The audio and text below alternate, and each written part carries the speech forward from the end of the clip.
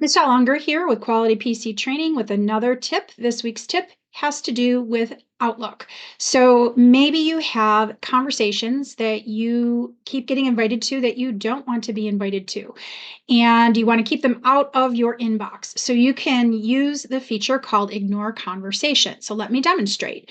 So here is a conversation you no longer wish to be a part of, but you don't want the people who are sending you the email to know that you are turning them off. So you don't want to respond and say, please take me off the email list. You just want to move this out of the way so that it doesn't clog up your email. So you're going to right click on the message, and your choices here, you can snooze if you want to, which will temporarily put things away, and that's a possibility, but we are talking about ignoring. So I'm going to choose ignore.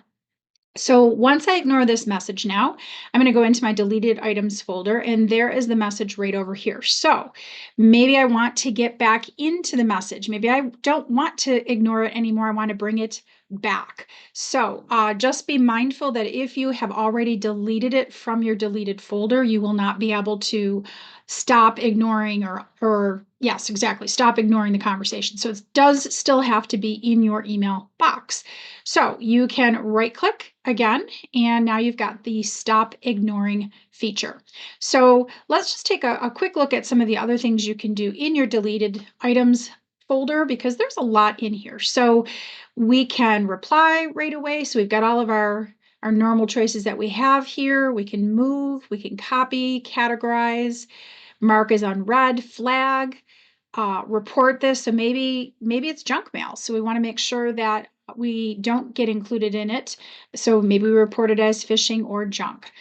So we're going to go ahead back here over to stop ignoring. But one more thing I want to take a look at is find related messages in this conversation. So when I do that, it's going to look for that subject line, and it's going to find all the messages that are related to that conversation.